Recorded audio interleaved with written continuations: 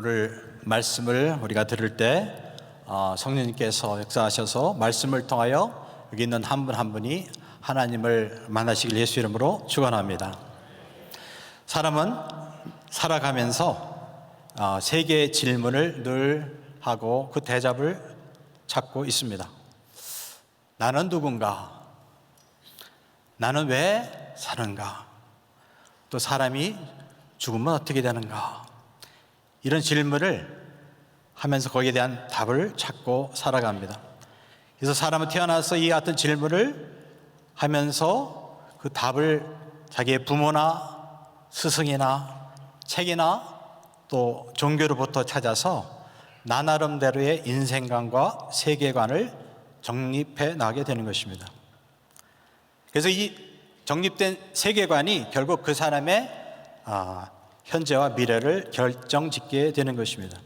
근데 우리 예수 그리스도를 믿는 사람들은 과거 어떻게 살았어도 예수 그리스도를 믿음으로 이제 모든 것이 다 바뀌어지게 됐습니다. 그래서 그동안 세상에서 우리가 배웠던 모든 세계관이 이제는 하나님의 말씀 성경에 근거해서 새롭게 정립해 나가게 되는 것입니다. 그래서 이와 같은 세계관을 다시 한번 세우는 그 일에 있어서 가장 중요한 성경의 부분이 하나가 뭐냐면 창세기 1장입니다. 왜냐하면 창세기 1장에 보면은 이 세상이 어떻게 생겼는가, 인간은 어떻게 만들어졌는가, 또 인간은 무엇을 위하여 존재하는가 하는 이 근원적인 질문에 대답을 주고 있기 때문인 것입니다.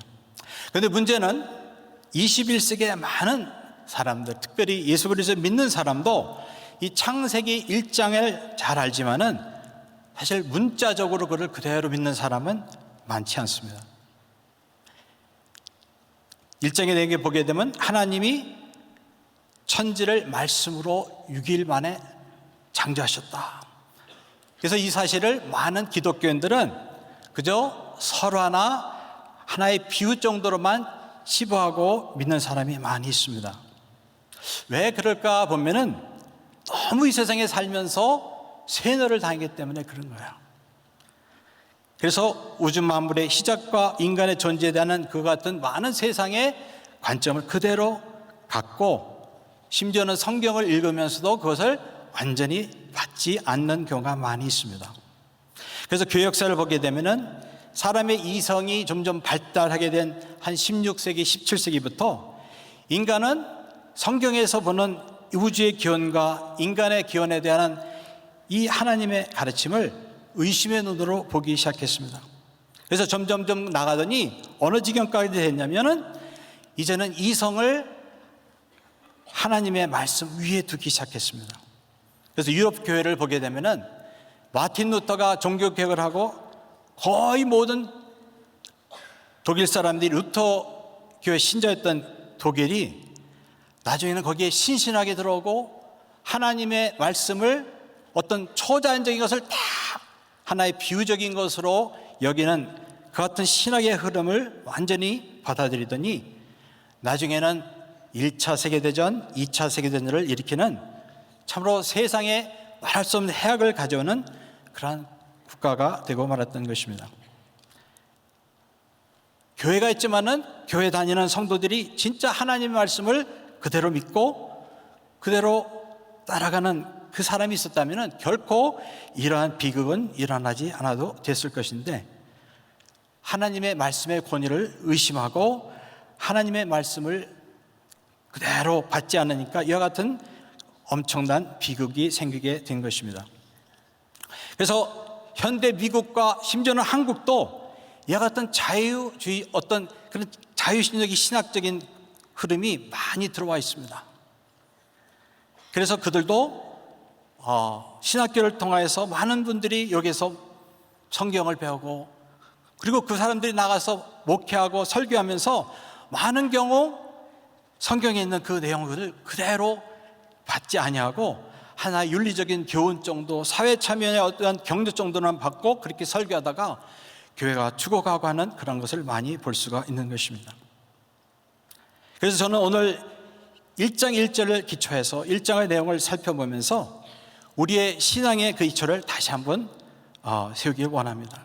그래서 점검하고 우리가 다시 한번 새롭게 하기를 원합니다. 그러면 성경 창세기 1장이 21세기 현대인에게 주는 메시지는 무엇인가? 첫째로 하나님이 우주 만물을 창조하셨다. 오늘 본문에 보면은 태초에 하나님이 천지를 창조하시니라. 여기 보게 되면은 세상은 스스로 존재하거나 우연히 존재하거나 그냥 존재하는 것이 아니고 누가 만드셨다고요? 하나님이 만드신 피조물이다 하는 것입니다. 여기서 말하는 창조라는 말은 흔히 쓰는 말이 아닙니다. 인간이 쓰는 말이 아닙니다. 무에서 유를 만든 거예요. 하나님이 하신 일이에요. 왜냐하면 히브리어는 만들다라는 단어가 따로 있어요. 그런데 그 단어를 안 쓰고 이 특별한 단어를 쓴 것은 이것이 하나님만이 할 수 있는 고유의 그러한 사역이기 때문인 것입니다. 그래서 세상 만물이 또 나조차 하나님이란 존재가 살아계셔서 그분이 모든 것을 만드셨다 하는 이 사실은 지금 현대에 사는 많은 사람들에게 충격으로 다가오는 것입니다. 특히 하나님의 존재를 인정하지 않고 부정하고 사는 많은 무신론자들에게는 이 사실은 충격으로 다가올 수밖에 없는 것입니다. 왜냐하면 현대 많은 사람들이 공립교육에서 배운 것은 무엇입니까? 우주의 기원이 하나님이 만드신 게 아니고 스스로 저절로 된 것으로 가르치고 있기 때문인 것입니다. 그래서 학교에서 가르치는 이론 중에 빅뱅 이론이라는 게 있습니다. 이거는 138억 년 전에 큰 폭발이 있었고 이 폭발 가운데 거기서 빛이 나오고 만물을 구성하는 아주 작은 기본 물질들이 나와서 나중에 그것이 서로 엉키고 점점 커져서 그것이 별이 되고 은하계가 되고 나중에는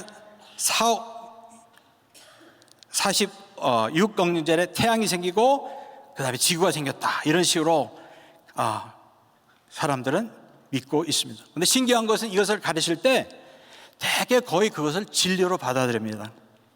저도 처음에 이것을 들었을 때 굉장히 성경하고 좀 비슷한 것 같아.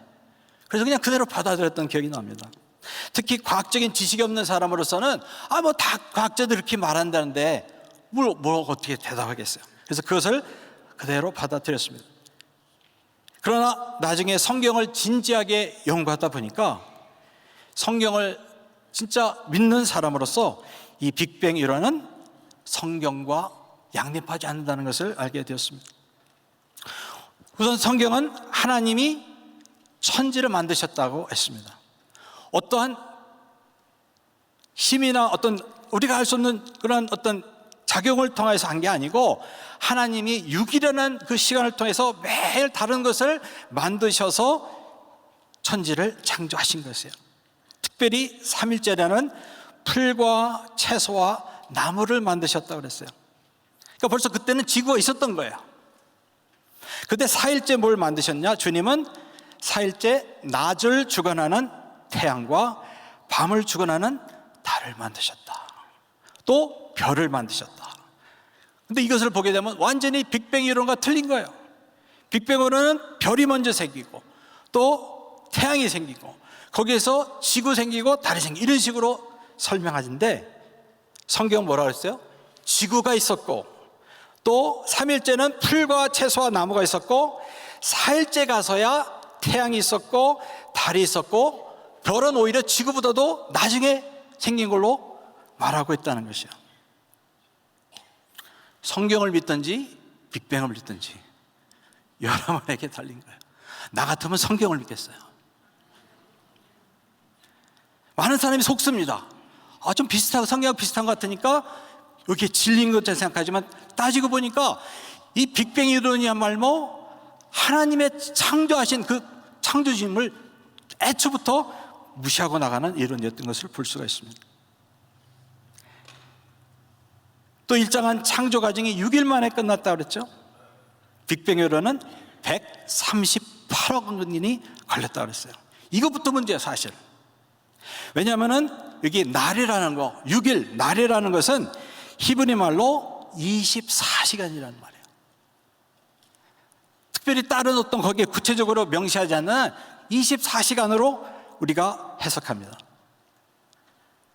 특별히 여기서 강한 증거가 있는데, 주님이 매일 다른 것들을 만드시면서 어떤 표현이 쓰냐면 저녁이 되며 아침이 되니 하고 이 문장을 계속 반복하는 거예요.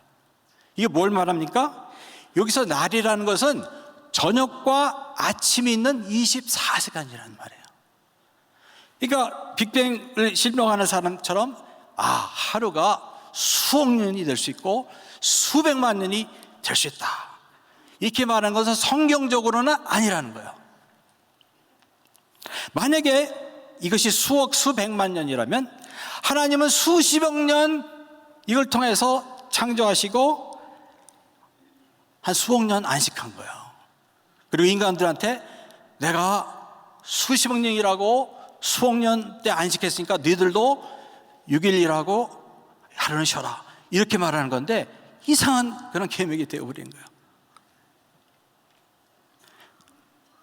근데 과학적으로 요새 보면은 이 이론이 잘못됐다는 것을 말하는 사람이 있더라고요.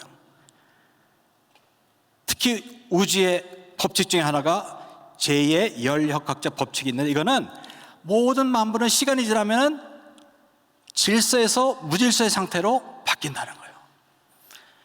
여러분 조그만한 방 하나 주시고 아무런 일을 안 해봐요.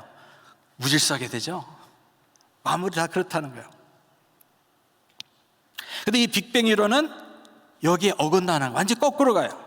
빵 하고 폭발을 했는데 그것이 점점 엉키더니 막 거기가 그것이 어떤 질서를 가진 그런 별과 은하계가 되고, 그것이 모여서 진짜 지구처럼 아주 정교한 그러한 생물체나 모든 것이 사는 그러한 아주 질서 상태로 그냥 저절로 바뀌었다. 이것 자체가 우주의 그 법칙을 어긋나는 거죠. 물리학을 공부할 때 물리학에는 물리상수라는 그러한 그것이 있습니다. 개념이 있습니다. 그는 모든 만물이 형성될 때 그 형성되는 그 순간 거기에는 누군가가 정확하게 맞추는 값어치, 고정된 값이 있다는 거예요.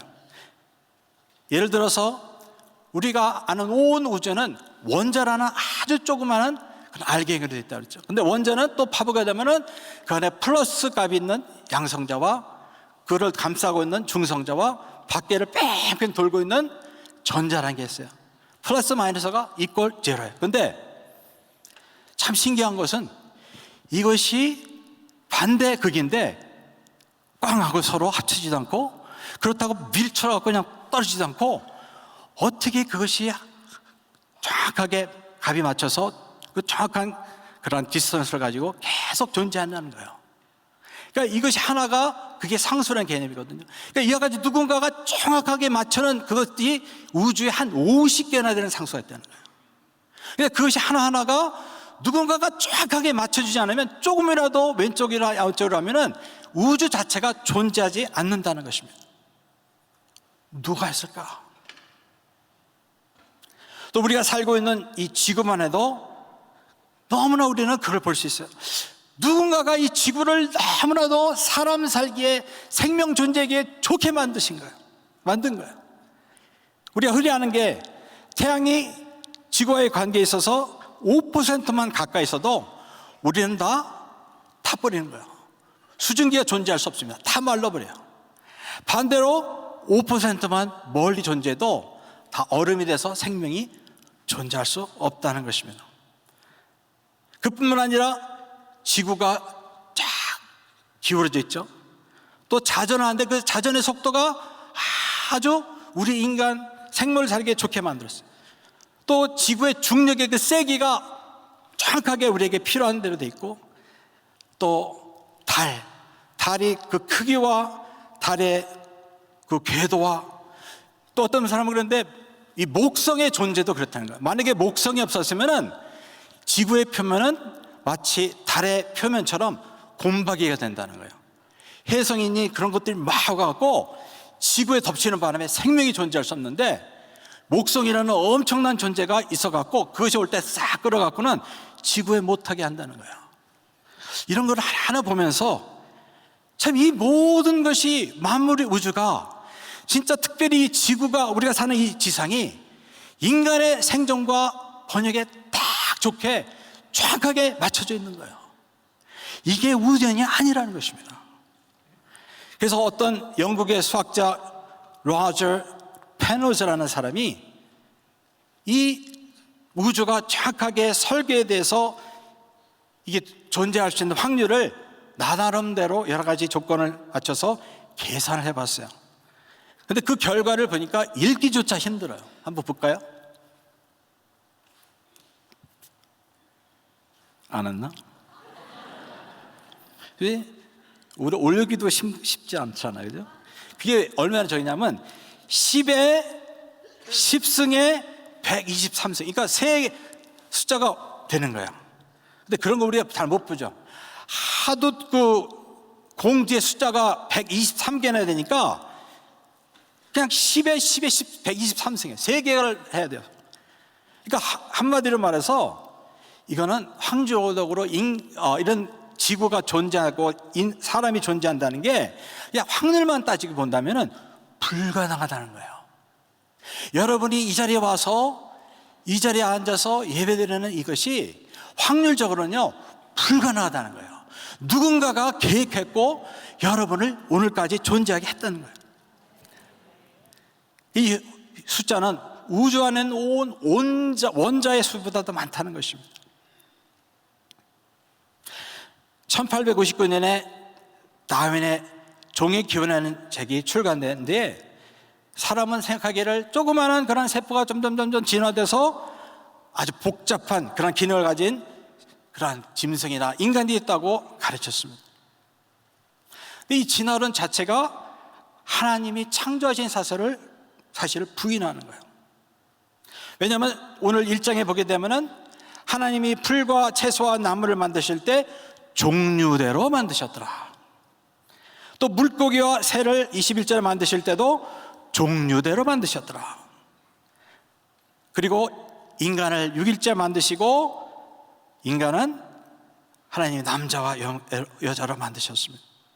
그러니까 창세기 1장 자체가 진화가 인간을 만든 게 짐승을 만든 게 아니고 하나님이 만드셨다 하고 가르치는 것입니다. 그래서 살펴보니까 요즘 많은 과학자들도 진화론을 믿지 않는 사람이 참 많더라고요. 왜냐하면 너무 허점이 많은 거예요. 예를 들어서 생물은 특히 DNA라는 그러한 인포메이션이 시키는 대로 각 세포에 있는 DNA가 원하는 대로 이제 구성이 되는데 어떤 사람이 이걸 연구해 보니까 이게 얼마나 정교하게 복잡하게 설계됐는지 이것이 우연으로 될 수 없다는 것을 알게 되었다는 겁니다. 그래서 단백질을 만드는데 한 덩이의 단백질을 만드는데 아미노산이 한 150개 정도가 필요하다는데 이것이 우연히 저절로 어떻게 해갖고 딱 100 단백질 하나가 만들어지는데 그 확률이 10에 195승. 이건 보여주네. 근데 여러분, 이거는 수학적으로 이렇게 나타날 뿐이지 가능성이 없다는 거예요. 그러니까 이 단백질 하나 만드는 것도 가능성이 없다는 거예요. 근데 어떤 생물체든 단백질 하나가 된 게 아니잖아요. 그게 모여서 어떤 또 복잡한 새로운 기능을 가진 귀가 될 수 있고 눈이 될 수 있고 다 기능을 가진 장기가 되고 그것이 또 운영이 돼야 되잖아요. 근데 누군가가 그것을 정보를 줘야 돼요. 근데 더 중요한 것은 정보 이전에 사실은 생명을 줘야 돼요. 여러분이 아무리 여러 가지 무기물질 가지고 한다도 그것이 갑자기 생명체가 어떻게 되는 거예요? 그 자체가 사실은 불가능한 일이죠. 그래서 많은 사람들이 진짜 과학의 발전을 연구하다 보니까 진화론 이거 완전히 허구구나 깨닫게 된 거예요. 그 중에 한 사람이 앤토니 풀러라는 사람입니다. 이 사람은 영국의 철학자입니다. 근데 이 사람이 무슨 철학을 하느냐? 무신론 전문가예요. 일평생 무슨 책을 썼냐? 하나님은 없다. 그냥 도시락 싸고 다니면서 이거 연구하고 책 내고 한 사람이 이 사람이. 무신론에 아주 수장에 갔다 한 사람이에요. 근데 이 사람이 죽기 몇 년 전에 책을 냈어요. 다시 한번 보여주세요. 이번에 책의 이름이 There is a God. 하나님이 살아계시대. 평생 하나님이 없다면서 여러 가지 이유를 들으면서 무신론을 주창하더니 뭘 잘못 먹었는지 갑자기 하나님이 살아계시다는 거예요. 근데 이 사람이 헷가닥에서 그런 게 아니고, 이 사람도 철학자지만은 물리학의 발전을 자기가 살펴보고, 특히 생물학의 발전, DNA 이런 걸 자기가 잘 살펴보니까 도무지 이러한 우주의 생성이나 생명의 생성인 유지가 그냥 우연히 될 수 없다는 거야. 아예 없다는 거예요. 그러니까 이 사람이 진짜 학자로서 자기 일평생 연구한 거를 뒤집는다는 게 이게 가능한 일입니까? 근데 이 사람은 용기 있는 사람이에요. 자기가 일평생 연구해서 하나님이 없다고 그랬는데 진짜 자기가 이제 보니까 하나님이 살아계신 거야. 그럼 마지막에 죽기 전에 하나님은 살아계시다 하고 몇 년 뒤에 죽었어요. 근데 불행하게 이 사람이 기독교인은 되지는 않았어요. 근데 하나님이 살아계신 것까지는 이 사람은 말하고 죽었습니다. 그러니까 하나님이 만물을 지으신 거예요. 저는 이거를 요새 그런 여러 가지 사실을 보면서, 옛날에는 과학이나 어떤 확률이 나는 불신자 편이라고 생각했거든. 근데 딱 보니까 과학이 이제 기독교인들 편이네. 웬일이냐? 그렇게 된 거예요. True science only leads to God. 하나님을 지적하는 거예요. 예? 만물, 우주, 별, 지구, 나 하나님이 만드신 줄 믿습니다. 근데 이게 너무 중요한 거예요. 왜? 우리가 이 세상에 살면서 우리가 귓박 나가면요, 거기는 다 무신론자들이 사는데요. 그러니까 우리는 그 속에 살면서 무신론을 숭상하는 사람들하고 매일 살아야 되거든. 영향을 받을 수밖에 없는 거예요. 이 세상의 문화나 음악이나 모든 게 다 어떤 면은 무신론에 기초한 그런 걸 하고 있기 때문에 이거에 물들 수가 있는 거예요. 두 번째로 성경 일정이 현대인에게 가르치는 것은 하나님은 삼위일체의 하나님이시다. 자, 1장 1절 거기 보게 되면은 태초에 하나님이 천지를 창조하시니라 했을 때, 여기서 하나님이라는 그 말을 원어에 보게 되면은 엘로힘 그랬습니다. 한국말 성경에는 그게 나타나잖아요. 근데 엘로힘이 만드셨다 그랬습니다.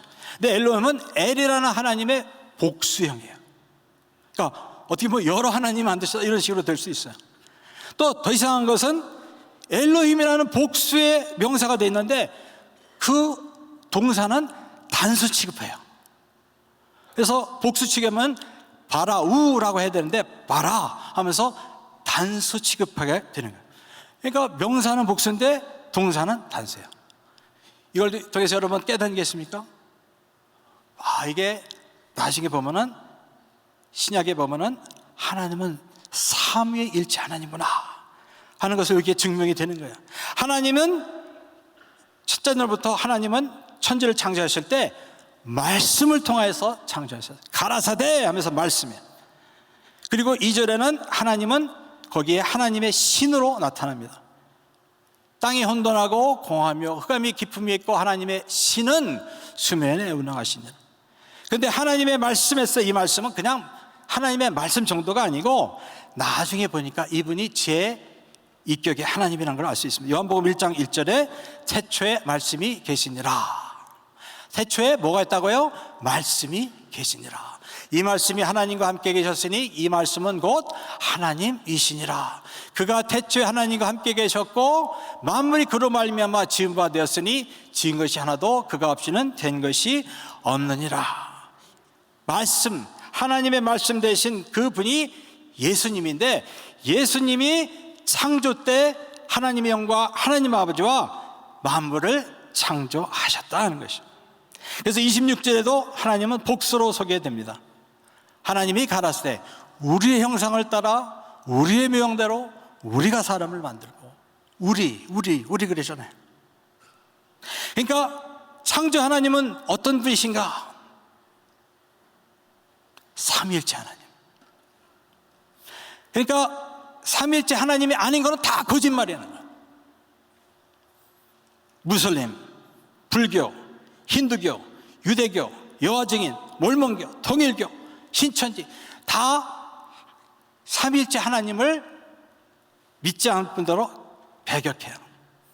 그러나 성경이 말하고 우리가 믿는 하나님은 삼위일체 하나님이다.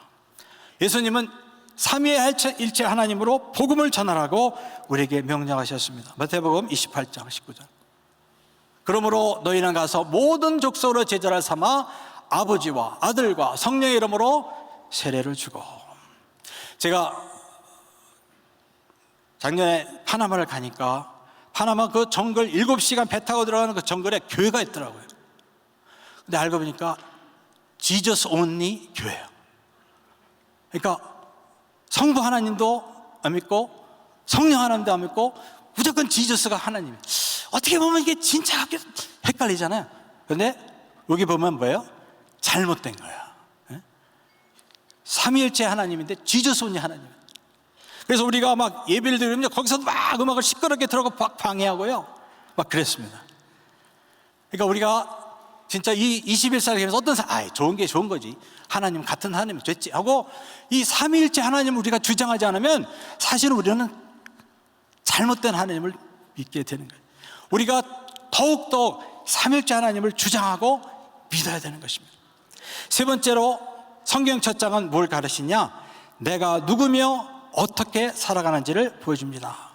특별히 인간은 누군가에 대해서 이 1장이 말하고 있어요. 창세기 1장 27절.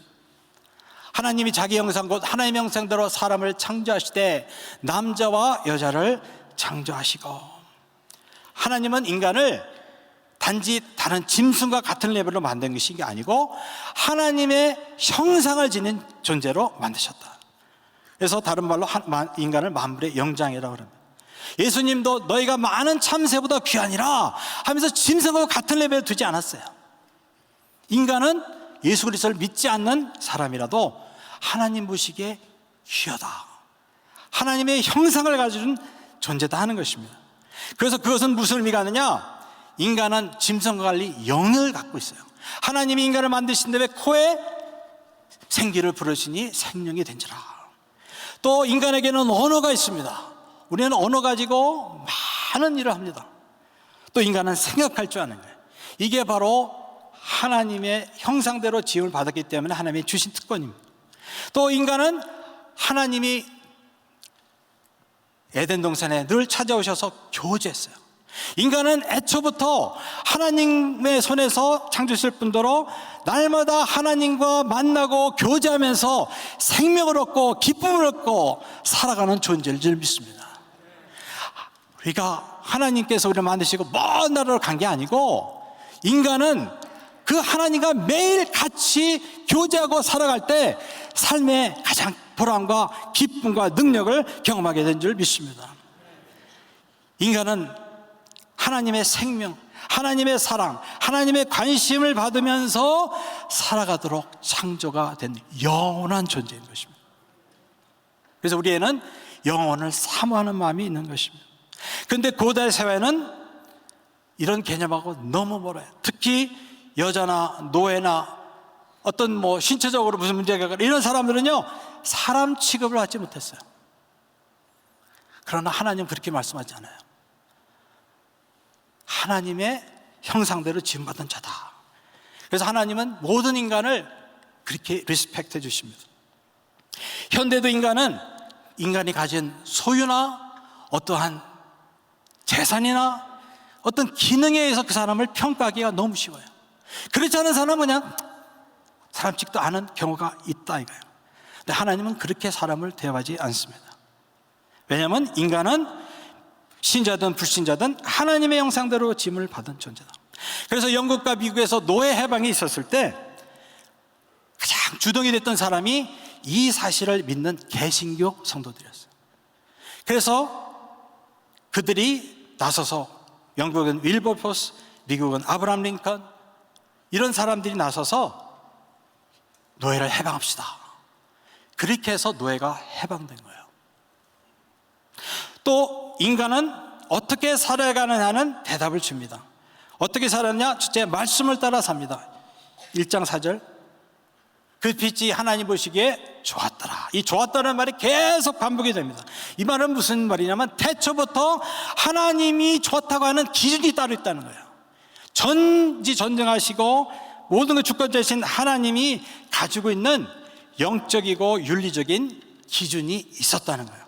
그래서 하나님은 구체적으로 인간에게 어떻게 살아라고 기준을 주시는데, 그거는 모든 에덴 동산의 나무의 실과는 먹되 선악을 알게 하는 저 나무의 실과는 먹지 말아라. 왜냐하면 먹는다라는 죽는다, 이렇게 말씀해요. 하나님이 이 나무를 가운데 딱 이렇게 허락하신 이유는요, 인간에게 자유의지를 주신 거예요. 이제 인간은 로봇가 아니에요. 자기가 하나님의 말씀에 순복해서 살든지 아니면 내가 하나님 되고자 그것을 거역하든지 둘 중에 하나라는 거예요. 그것을 거역했을 때 사망과 저주와 죽음이었습니다. 또 인간은 어떻게 살라고 창세기에 말하냐? 사명을 따라 살아라. 28절에 하나님이 그들에게 복을 주시며 그들에게 이르시되 생육하고 번성하며 땅에 충만하고 땅을 정복하라. 인간은 분명히 사명이 있습니다. 이거는 하나님이 인간이 죄를 짓기 이전에 주신 거예요. 그러니까 일한다는 건 복이에요. 일하는 게 저주가 아니라. 하나님이 이런 사명을 인간에게 주셔서 인간은 땅을 충만하고 정복하고 다스리는 사명이 있는 것입니다. 신약세대사는 우리에게는 이거는 우리가 세상에 나가서 예수 그리스도 믿는 사람을 만들고 세상에 나가서 하나님의 나라를 세우라는 그러한 지상명령과 일맥상통하는 것입니다. 그래서 우리는 어떤 영역에 있든지 내가 무슨 일을 하든지 내가 하는 영역에서 내가 하는 일을 통해서 하나님의 대리자로 살아가게 되는 거예요. 그리고 그렇게 살 때 기쁨이 있는 거고 삶의 의미와 보람이 있는 것입니다. 마지막으로 창세기 1장은 우리에게 하나님의 사랑을 보여줍니다. 어떤 사람은 말하기를 우주에는 약 1조 개의 은하계가 있다 그랬습니다. 그리고 은하계도 물론 사이즈가 다 틀리지만 큰 은하계는 또 1조 개의 별이 있다는 거예요. 그러니까 1조 안에 1조 또 별이 있는 거예요. 그런데 지구는 이거는 별에 속하지도 않아. 태양이라는 그러한 별의 조그마한 행성에 불과합니다. 또 그 안에는 80억이라는 인구가 아주 짧은 인생을 살아가고 있는 거예요. 그 인생 하나하나를 볼 때 뭐가 대단하나 이거죠. 그런데 우리가 이 창조의 기사를 곰곰이 묵상하다 보면 하나님은 그렇게 보시지 않는다는 걸 볼 수 있습니다. 너무나도 작은 이 지구 위에 사는 나에게 하나님은 관심을 갖고 보살피는 것을 볼 수가 있습니다. 하나님은 6일째 인간을 만드셨죠. 그 인간을 위하여서 또 에덴 동산을 만드셨습니다. 또 그에게 권세를 주시고 또 배필을 주셨어요. 그러니까 하나님이 얼마나 그 당시 지구 위에 존재하는 한 인간을 그렇게 사랑하셨는지 몰라요. 그래서 나중에 다윗은 이런 찬탄을 합니다. 시편 8편, 주의 손가락으로 만드신 주의 하늘과 주의 베풀어 주신 달과 별들을 내가 보니 사람이 무엇이간데 주께서 저를 생각하시며 인자가 무엇이간데 주께서 저를 권고하시나이까.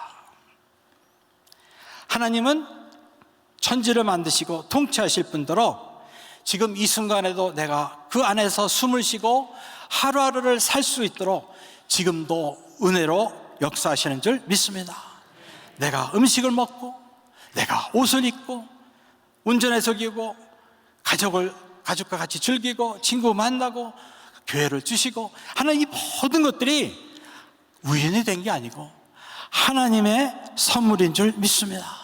하나님의 사랑의 표현인 줄 믿습니다. 우연이라고 생각하니까 하나님의 사랑을 느끼지 못하는 거예요. 아주 당연하고 생각하는 게 사실은 하나님의 기가 막힌 섭리와 인도와 능력 가운데 지금 존재하고 있는 거예요. 그래서 더 이상 우주는 공허하거나 외로운 것이 아니에요.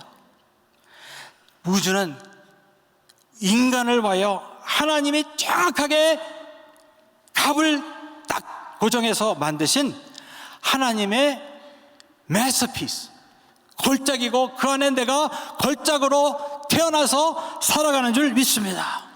나를 만드심이 신유막침하십니다. 여러분의 손, 여러분의 몸 하나하나가 그렇게 신유막침하다는 거예요. 3장에 가면은 인간이 범죄했습니다.